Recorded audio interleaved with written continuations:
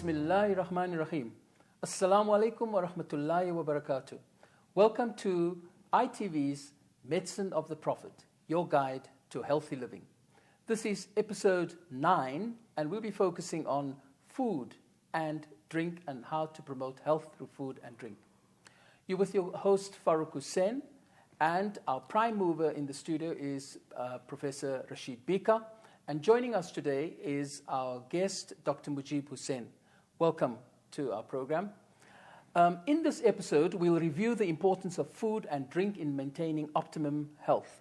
We'll also focus on how Tib al-Nabawi provides guidelines not only on what to consume, but also how to manage dietary requirements or needs with respect to different temperamental types.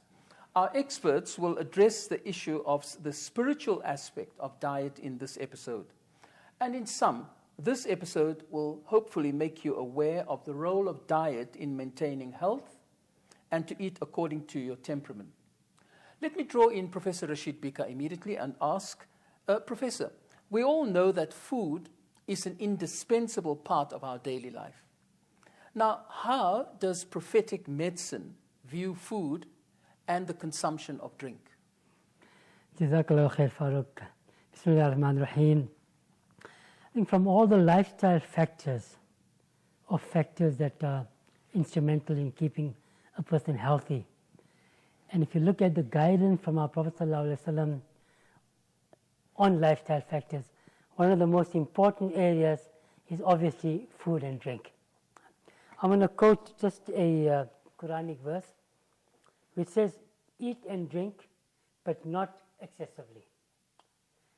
I would also like to quote another hadith which is narrated in Tirmidhi, which says, nothing is worse than a person who fills his stomach. It should be enough for the son of Adam to have a few bites to satisfy his hunger. If he wishes more, it should be 1/3 for food, 1/3 for liquids, and 1/3 for his breath. Now this second quotation which I narrated now is very often spoken about, but very often misunderstood. Because what it says very clearly, that to stay alive and to stay well and to stay healthy, you only need a few bites of food, a very minimal amount of food. And if you want to overindulge, then it's 1/3 for food, 1/3 for drink, and 1/3 for air or space in the stomach or in the whole digestive tract to allow for the gases which obviously are going to emanate from the digestion process. So this highlights the importance of eating as little as possible. So the whole concept of food and drink is somehow across the focus is obviously eat, but eat not excessively. And if you look at the saying from Ibn Sina and Hippocrates, Ibn Sina says, never have a meal until one before it has been digested.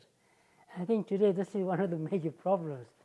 All of us are busy eating the whole day. Because remember, the digestive capability of a person is such that even with a person who's got a good metabolism or a poor metabolism, it takes anything between 3.5 or 4 hours up to 6-7 hours. So whilst after your meal is taken and your body is digesting things, it throws out the whole balance, it throws out the whole digestive processes. Remember, when you eat, first of all, the saliva in the mouth helps with the digestion of the carbohydrates. Then it goes into the tummy, and there, of course, the hydrochloric acid is there. So all of these things happen at the regulated time. Now, imagine the food is already in the tummy, and the saliva is now, that part of digestion is done, goes in the tummy, it's busy with the hydrochloric acid. Now suddenly you eat some more. So automatically it's food upon food, which is extremely unhealthy. And I will finish this discussion on overeating with a saying from Hippocrates, who says, the maintenance of good health depends on working in moderation and avoiding eating and drinking too much. So the bottom line is eat sufficient to sustain yourself, but most certainly do not overeat. Well, my sister-in-law, Suraya, will agree with you wholeheartedly there. The research also indicates that, in fact, Nabi Sallallahu Alaihi Wasallam's saying of that most illnesses are to be found in the stomach is, in fact, absolutely true. So to expand a little bit more, Prof, I should have to call on Dr. Mujib Hussain to share with us that from an Islamic perspective then, what is the spiritual impact of food on diet? Okay, to answer your question, I have to refer to the authorities in the field, the likes of Ibn Qayyim al-Jawziyah in his famous work, Tib al-Nabawi. He expounds on the hadith of the Prophet ﷺ. He says that when we go above the recommendation, above the limits, when we consume more than a third food and a third water, there is not enough place for breathing, there is not enough place for air. What happens then? There's this limited oxygen intake to the body becomes fatigued, we become lazy, the intellect becomes dull. And with this, we become negligent in our duties. Duties that we would be on other times very precise with, but due to the eating or excessive eating, we will neglect certain ibadat, we will defer it, the quality will be watered down. He goes deeper and he says that because the digestion is hampered in terms of too much food and too much water entering the system, we find there's a formation of harmful substances as the body struggles to digest things in time. Food above food, as mentioned earlier. This leads to the formation of harmful substances that circulates in the blood. And when this circulates in the blood, it is considered to be a type of impurity. And he says the negative forces, the shaitan, has bigger influence on those that has abundance or a lot of waste products circulating in the blood, because the shaitan and negative forces and negativity is attached to impurity. So from this we see that eating excessively has major spiritual implications. I would like to draw in the other authority in the field, the likes of Imam Ghazali. He says in his book entitled Al-Ihya Ulumuddin, The Revival of Religious Knowledge, he has a special book dedicated to the spiritual ailments of the heart, or spiritual ailments. And he begins and says that the greed attached to the belly is the mother of all greeds. He mentions that it was due to this greed that Nabi Adam alayhi salam and Nabi Hawa alayhi salam, or Hawa alayhi salam, that they were expelled out of Jannah because they were enticed by shaitan to eat from that which was prohibited, that which was excessive. And from that time, when they were on earth, all the other types of greed open up to man. Once the greed of the belly is fulfilled, Imam Ghazali says that man seeks to fulfill his passion, his desire. Once that is fulfilled, he seeks for name and fame. Alongside that comes pride, envy, haughtiness. So basically a whole string of all the spiritual ailments began from the illness of the belly. So like this we can see when we consume food and the amounts we consume has major implications on our physical being, but more so it affects our spirituality as well. Well, you have presented the spiritual aspect in such an elegantly simple way, and yet it's profoundly, challenging for many people, especially when they are presented with this wide array of good food. We'll be taking a short ad break now, but please don't go away. When we return, we'll be discussing the wisdom and rationale behind the diet as put forward by Tib al-Nabawi, and also discuss the difference between the diet and conventional practices.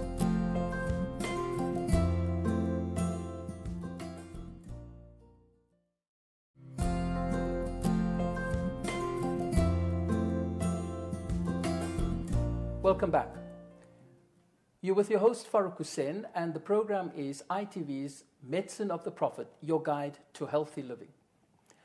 In this portion, or this segment of the program, we'll be continuing our discussion on the wisdom behind using Tib al-Nabawi practices for our diet. More directly, I want to draw Professor Rashid Bhika in here and ask, Professor, is there a rationale or any wisdom behind the prophetic advice on diet? There absolutely is. And in fact, just to highlight this I want to just read a quotation from you.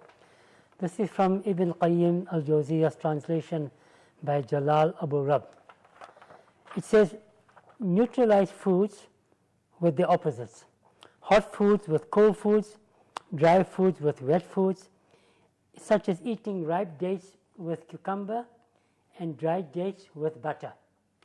Now, early on we mentioned this whole aspect in tib medicine or in medicine of the Prophet, this aspect of balance.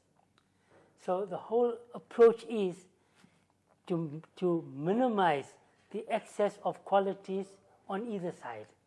So this is why you see there's always a balance, that particular example of having cucumber with dates.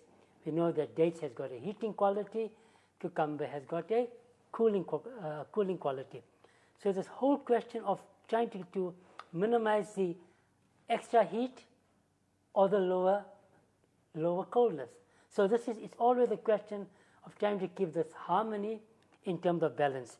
And this is so important because if you look at the other practices of the Prophet ﷺ, he also talks about avoidance of mixing foods.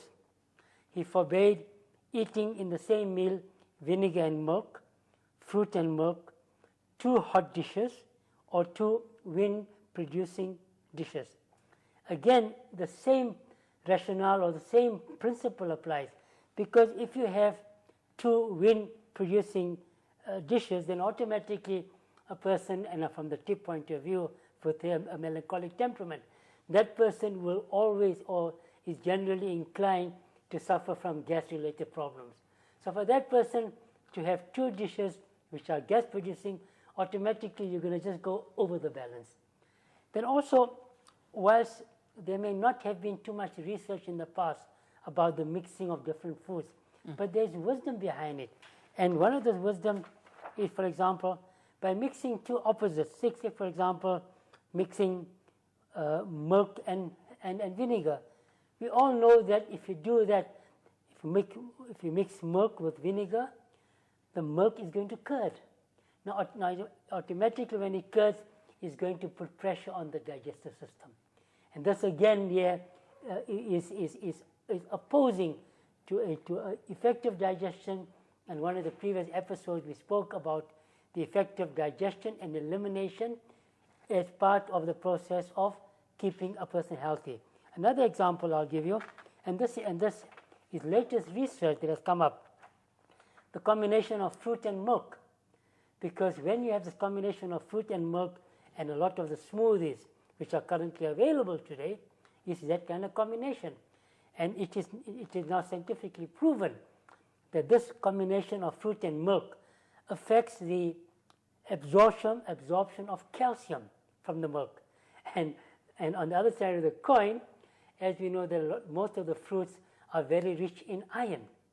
And once again here, with the milk combination with the fruits, there is a decrease in the absorption of iron. So basically what's happening is that modern technology, modern scientific data is somehow proving a lot of the wisdom, which in the old days may have been called old wives' tales. But as the years go by, more and more evidence will be produced to show the validity and the strength and the robustness of all the prophetic traditions. Wonderful. Professor, so it's goodbye to all my smoothies after this. But I like your stress on harmony, balance, and mindfulness. Mindfulness in the sense that the person who is eating the food has to be mindful of the choices they are making and their effect on the body, which body has been given to them as a manat or as a trust. So this is quite a lifelong journey in that sense. Let me turn the discussion now to Dr. Mujib Hussain and ask Dr. Mujib, so very simply then, what is the difference between the diet practice of Tib al-Nabawi and conventional medicine practices? Because you have this, high fat and low carbohydrate, high protein, or whatever you call it. So there's a range of diets that have been put forward as the panacea to all diets. Basically, in conventional medicine, food is broken up into three basic groups. So it's the proteins, fats, carbohydrates. And modern medicine or nutritional medicine today focuses on micronutrients, its availability or bioavailability. How is it absorbed at the cellular level? This is very important information within the Tib medicine as well. However, we focus on the quality of foods. Once you consume a certain type of food, what does it do within the body? So we speak about heating foods and cooling foods. Every type of food has an effect on the body. So some foods can heat the body, for instance, ginger. Once consumed, it arouses the metabolism. It can excite the mucous membranes to make mucus flow easier. It heats up the individual. And when you speak about cooling foods, it has the opposite effect. It can cool out inflammatory states, but at the same time, overindulgence can cause a sluggish digestion. So therefore, it's important to acknowledge that everything we consume has an effect on the body. So within Tib, we have the 4 different types of food groups. It's either hot and dry, hot and moist, cold and moist, and cold and dry, the different foods. And alongside that, different tastes are assigned. So for instance, if something is spicy, it will be considered to be hot and dry. Something is bland, it's cold and moist. Something is sour, it is cold and dry. For instance, a lemon is a perfect example. The lemon might be moist if you were to squeeze the juice from the lemon, but once consumed, it has a dry effect in the mouth. It is astringent, it takes away moisture. So therefore, it has a drying effect on the body. So what's the importance of hot and dry, and hot and moist and cold and dry? The importance is that the process of digestion requires heat for efficiency. From the beginning, once we consume food, the secretion of saliva needs heat as a catalyst. As friction takes place and we are crushing the food and breaking it into smaller components, heat is produced. Once it goes into the belly, hydrochloric acid is produced, which has an intense form of heat. After that, it goes through the bowel and it needs heat to move. So it's very important to note that the digestion needs efficient heat in order to be efficient. So the importance is to actually apply this to help the body along. We find in Eastern cultures across the world, there's a lot of spices in the diet. And we find they're the people with the least digestive problems because they're consuming foods that gets the metabolism going. However, there's individuals that are cold in nature. Their metabolism might be slower. If they were to consume cold things like lettuce and yogurts and beef, which is a typical Western diet, there is sluggishness in the digestion. And within Tib, we're very concerned about that digestion because from the digestion, we can attain good health. Well, I do like what you said about helping the body along to increase the metabolism. We'll be taking a short ad break now, but please stay with us because when we return, we'll be looking at some dietary advice for health promotion as advised in the prophetic medicine, as well as in accordance with your temperament. Stay with us.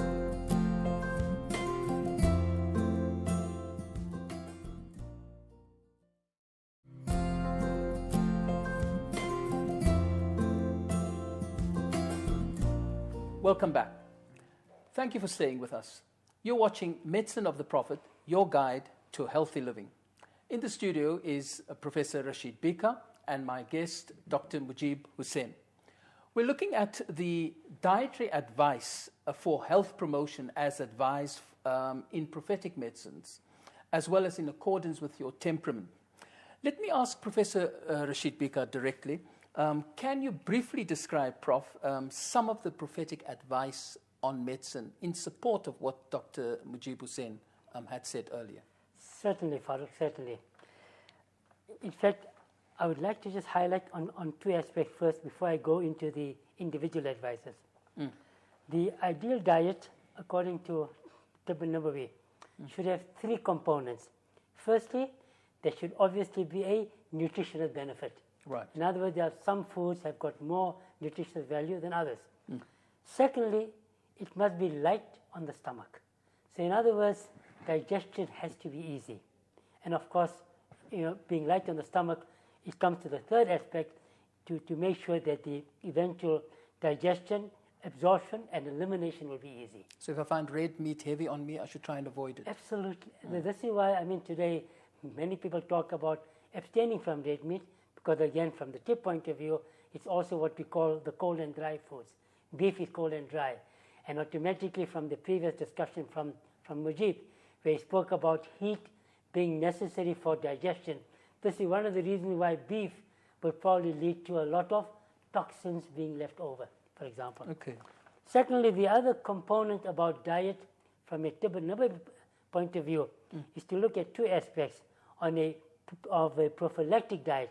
In other words, a diet that is necessary so that you avoid bringing on an illness. Okay? And if you take that argument further, then if a person is not well, what could aggravate the illness? So these are some of the principles behind the wisdom of diet according to Tibetan Nabawi. That's quite profound. Do you want to just expand on that quickly? Profound is because it has such an implication on health. I mean, and as mentioned earlier throughout this discussion, diet is so integral to health, and it's one of the lifestyle factors that Tib really focuses on a lot. Then just a few examples. In other words, eating while seated on the floor. Obviously, this avoids overeating. Drinking water in 3 sips. Again, there's great wisdom behind it. Because remember, your digestion in the stomach has got hydrochloric acid, where heat is required. So if you have cold water, it's going to dampen the effect of the heating qualities of the hydrochloric acid. Okay. Then also the other aspect is having it in 3 sips will lessen their effect. And also maybe just add, the Prophet ﷺ also said you should not restrict to a single type of food, because that will make your body too accustomed to one food, and if you then have something else, it will obviously throw out the balance. But that's very interesting, because doctors do say that your nutrition is gleaned or gained from a range of different types of food. So, having heard what you've just said now, I mean, it was quite deep and profound, especially the sitting on the floor and eating your food and the effect that has physiologically. Perhaps it's useful to ask Dr. Mujib Hussain, what advice then can you give our viewers in choosing a proper diet?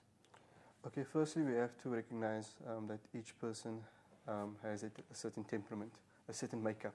Yes. And everybody has unique needs. So therefore, diets cannot be generalized. It's important to have the proper carbohydrates, proteins, and fats. But more important than that is to acknowledge that when we consume something, attached to the food is a certain type of quality. And that type of quality can determine or prevent certain illnesses. For instance, the person that is cold in nature, struck by flus throughout the year. When it comes to winter, that happens to be the worst season. If they were to consume too much ice cream and dairy products, they'll bring on flus quicker.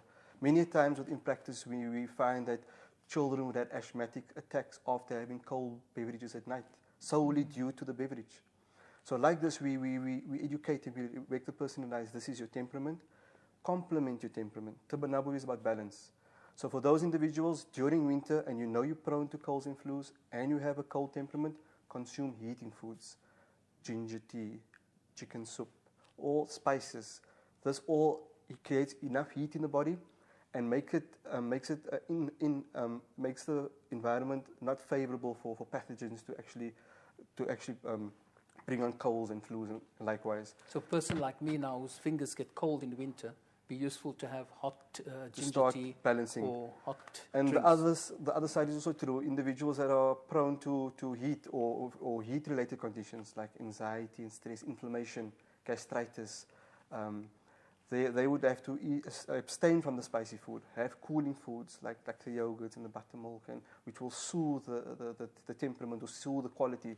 So it's very important to know that within one household, children have needs, the teenagers have needs, adults have needs, and the elderly have needs. And each one needs to be advised on what type of diet can be tailor-made to their temperament.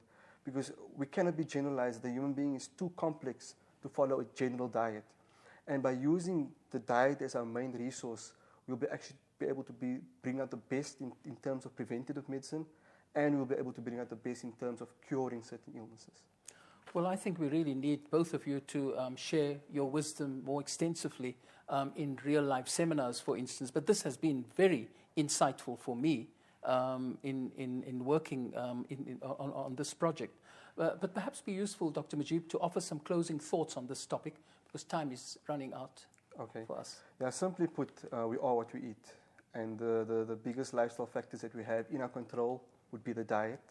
So make the right food choices to suit your temperament. Well, in fairness, Professor Bhika, perhaps you might have some closing comments. You're very lucky that your metabolism is so good. Thank you very much. And I always like choosing quotes to make the point. Yes. Lovely saying from Hippocrates, a little of what is harmful is better than too much of what is good. And I think that says it all. Wonderful. Well, that is the closure then on that note for this program. I'm hoping that the take-home message is that as we select our food, that we understand our body type, and that the type of foods that we have will impact on our metabolism. Now, in this program, we've looked at the role of food and drink in maintaining good health, and we've looked particularly at the importance of eating according to our temperament in health promotion and the prevention of disease accordingly. In the next episode, folks, we'll look at the importance of physical exercise, and you don't have to look at me when I say that, in health maintenance. This has been Medicine of the Prophet, your guide to healthy living. And this is your host, Farooq Hussain, wishing you well. Until next time, Assalamu alaikum wa rahmatullahi wa barakatuh.